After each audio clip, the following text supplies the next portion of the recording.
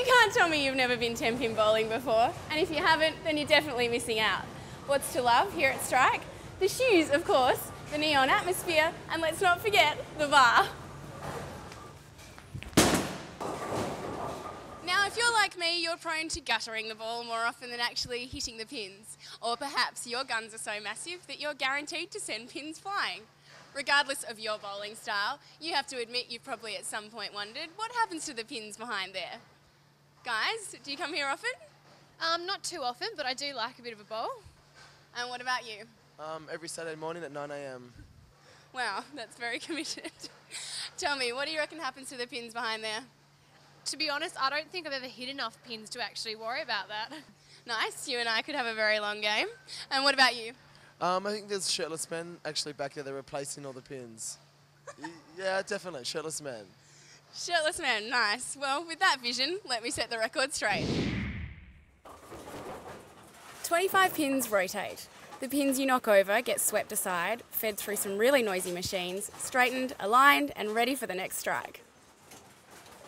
And now you can sleep at night knowing that all your pins are taken care of. Don't ask me for any bowling advice. I pick balls depending on their colour. Happy striking. It's hard to be satisfied in today's world.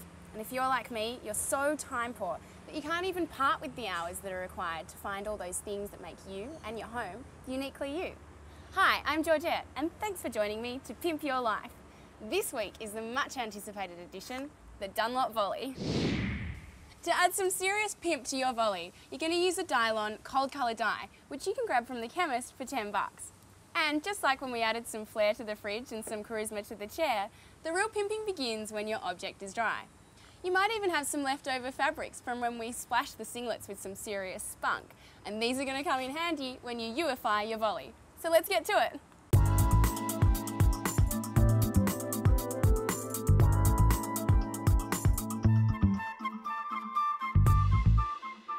And there you have it, volley youified.